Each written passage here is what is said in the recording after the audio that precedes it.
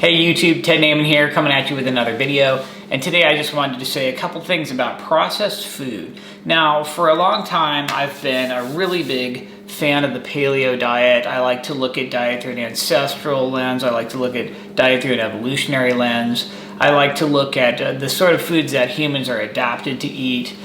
And for a long time, I sort of had a religious belief that processed food was bad and processed food was the problem, and obesity and diabetes was processed food disease. But after doing a lot of research, what I realized is humans are actually designed, we're actually adapted to eat processed and cooked food. Humans are technically cuisinivores, which means that we are adapted to eat food that has been processed and cooked, and we've been doing that for probably 100,000 years or so. The reality is that historically, processing food increased nutrient density. When you process an animal you've killed, when you cook the meat from that animal, you actually improve nutrient availability. You actually improve the bioavailability of the protein. You actually improve the nutrient absorption. Cooking and processing plant foods improves nutrient density historically. Cooking and processing anything that you'd get as a hunter-gatherer can improve the nutrient density, the protein availability, the availability of minerals. And so a lot of historical, evolutionary, ancestral processing and cooking techniques actually made food better. It killed toxins, it killed parasites, it improved the amount of nutrients you got from the food, and honestly, processed food historically was a great thing. But modern processed food is crap, okay? Ever since the Industrial Revolution, processing food meant just stripping out all the energy, stripping out all the carbs, you've got sugar and flour, stripping out all the fat, you've got oil. All these foods suck. So you have to look at processed food and decide if it's improved the nutrient density or worsened the nutrient density. And by nutrients, I'm really talking about protein and minerals. So with the PE diet approach, we look at different foods to evaluate how worthwhile they are, and we're looking at the protein to energy ratio. And any sort of processing or refinement that worsens the PE ratio is probably a bad thing, and anything that processes or refines the food and improves the PE ratio is probably a good thing. Okay, so that's just something to think about, right? If processing improves the nutrient density, it's probably good. If processing worsens the nutrient density, it's probably bad. And just to give you an example of what I'm talking about here. Okay, here's an example of a quote-unquote processed food that's actually improved nutrient density. Fairlife milk. I am not sponsored by these people. I don't specifically tell people to buy this milk. I'm not really even a huge milk fan.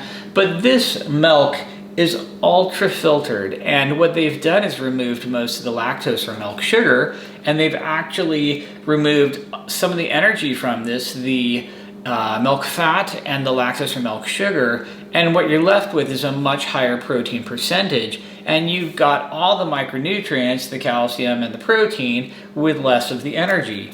And if you compare the macros, on this stuff, it's actually quite a bit better than regular milk. You have much higher protein and lower energy. So this is basically a processed food that's really improved nutrient density. So there's a lot of processed foods that are actually great. Greek yogurt, for example, is highly processed, phenomenal food, really good nutrient density, excellent protein to energy ratio. It's actually spectacular. Another processed food that's pretty reasonable is whey protein. Now, I'm not a huge fan of whey protein. Nobody has to use whey protein. I think it's inferior to real food. But the reality is this is a very convenient way to get protein. It has a phenomenal nutrient density, and the protein to energy ratio of this stuff is off the charts. And let's get real, bodybuilders are using the hell out of this stuff, and they all have way better results than we do. So it can't be that bad. The reality is that whey protein has a phenomenal protein to energy ratio, and the satiety per calorie is off the charts. Just to give you an example of something you can do with whey protein, I'm gonna make some protein ice cream right now. All right, so I've got my blender here. I have a Vitamix and it's super expensive, and really you can just buy a Ninja for about a fourth of the price and it works just as well.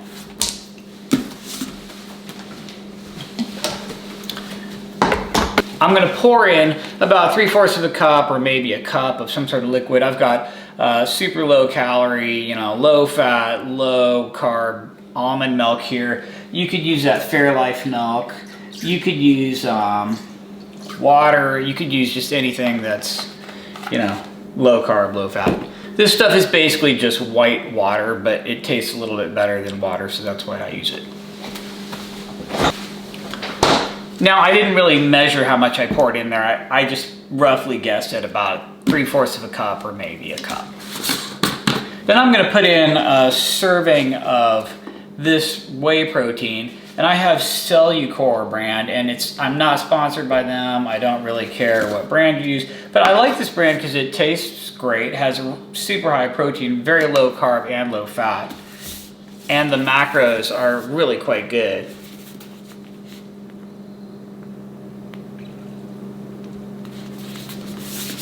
Molten chocolate flavor. I like it, it's good.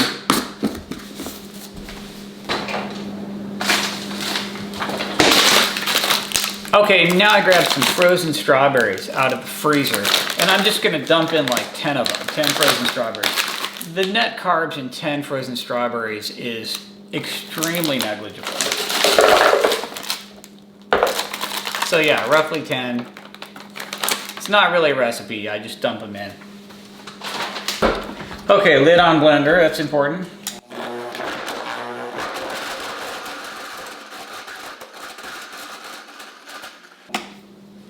Sometimes you have to scrape down the sides of this thing.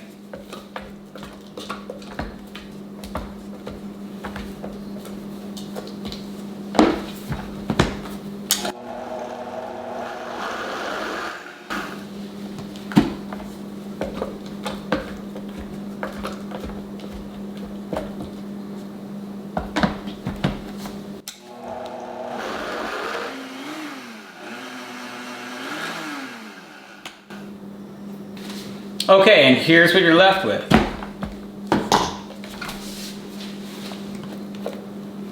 I'm just gonna spoon it into this cup here.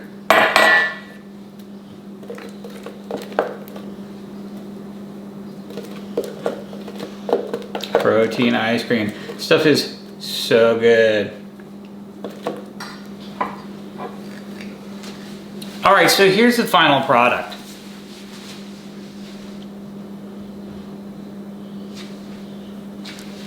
And it's just absolutely delicious.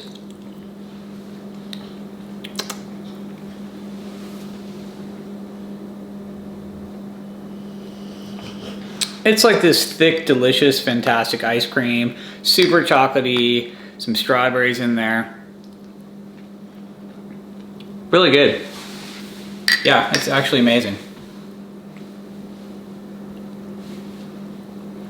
Wow. Yum, that stuff is good. So this whole cup is about 25 grams of protein at maybe 10 grams of net carbs, and I believe 2 grams of fat.